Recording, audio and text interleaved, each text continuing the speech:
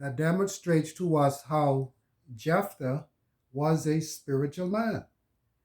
The first one we look at, how he set aside personal differences. Number two, how he was a student of Jehovah's dealings with his people. And lastly, we will consider how he kept his focus on Jehovah's Godship. Let's look at our first one, how he set aside personal differences. Keep in mind at this point, because Jephthah was the son of a prostitute, his brothers sent him away. And so he eventually settled in the land of Tob. Now they are looking for him. For what? Let's read Judges chapter 11, verses 5 through 9. It reads, "And when the Ammonites fought against Israel, the elders of Gilead immediately went to bring Jephthah back from the land of Tob.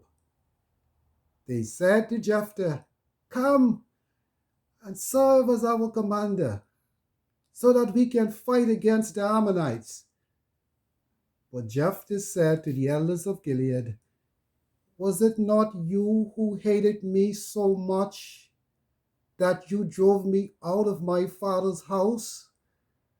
Why have you come to me now when you are in distress?' At this, the elders of Gilead said to Jephthah, 'That is why now we have returned to you. If you go with us and fight against the Ammonites, you will become our leader over all the inhabitants of Gilead.' So Jephthah said to the elders of Gilead, 'If you bring me back to fight against the Ammonites and Jehovah defeats them for me, then I will indeed become your leader.'" What influenced Jephthah's good response? There was an opportunity for conflict, but he didn't do so. He must have focused on the good examples of faithful ones, like Joseph, who showed mercy to his brothers. That may have influenced his response. You see, the conduct of his brothers in Gilead no doubt hurt him deeply. But the fight to defend Jehovah's name was more important to Jephthah than personal conflicts. An example of a spiritual man. Let's move along. Let's go to Jephthah now, chapter 11, 12 through 15. And here we will see how he was a student of God's dealings with his people. Let's read that and see what he has to say to the king of Ammon. It reads, "Jephthah then sent messengers to the king of the Ammonites, saying, 'What do you have against me, that you have come to attack my land?' So the king of the Ammonites said to the messengers of Jephthah, 'It is because Israel took my land when they came up out of Egypt, from the Arnon to the Jabbok, and as far as the Jordan. Now return it peaceably.'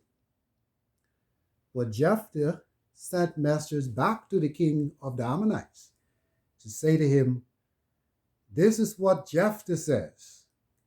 Israel did not take the land of the Moabites and the land of the Ammonites.'" What Jephthah said to the king proved that he was a student of God's word.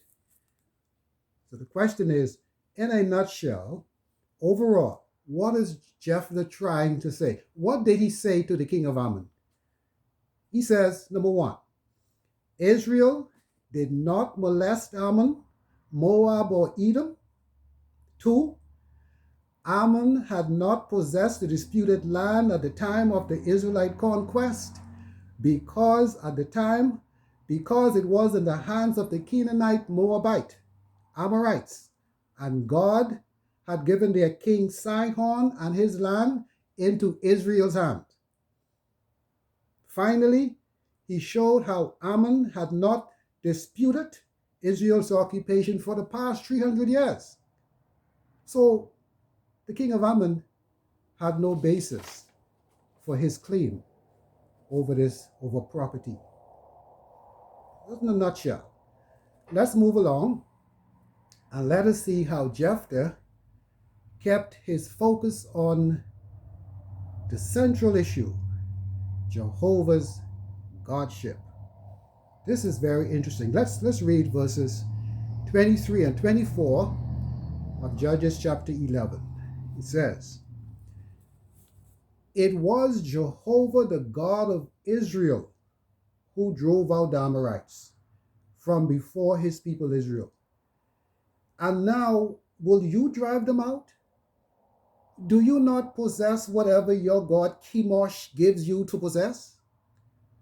So everyone whom Jehovah our God has driven out from before us is the one we will drive out."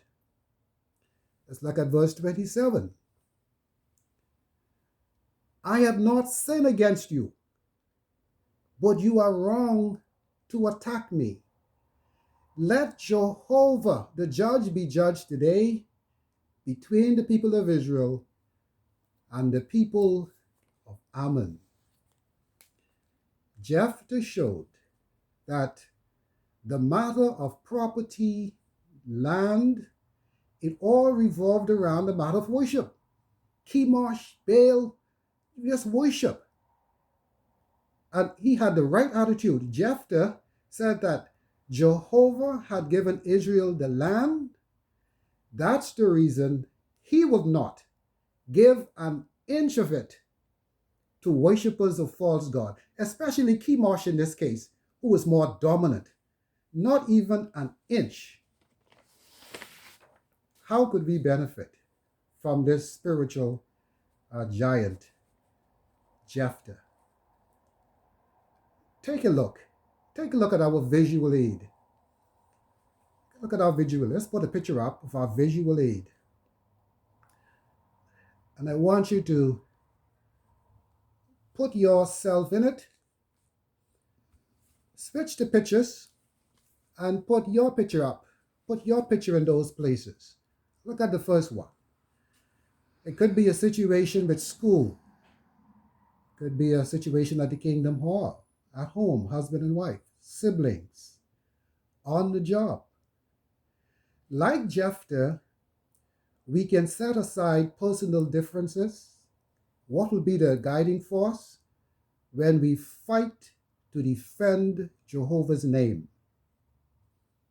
It can happen. Look at the second picture. Jephthah was a student of Jehovah's dealings with his people. So, when we study and read God's word daily, we will be able to not only defend the truth, but Jehovah's organization. How many times people come up and say, Jehovah's Witnesses is a white man organization. Oh, y'all told some lies, 1970, the list goes on. Look at the third one.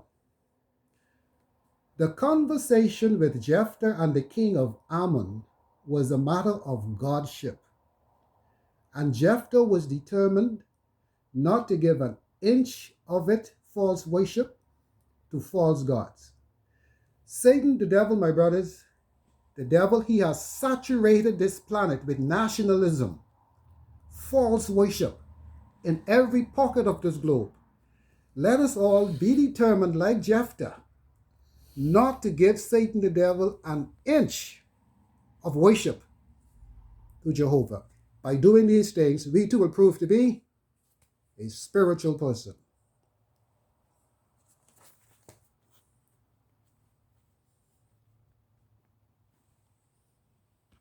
Very much, Brother Charlton, for that stimulating discourse, getting our program off to a fine start.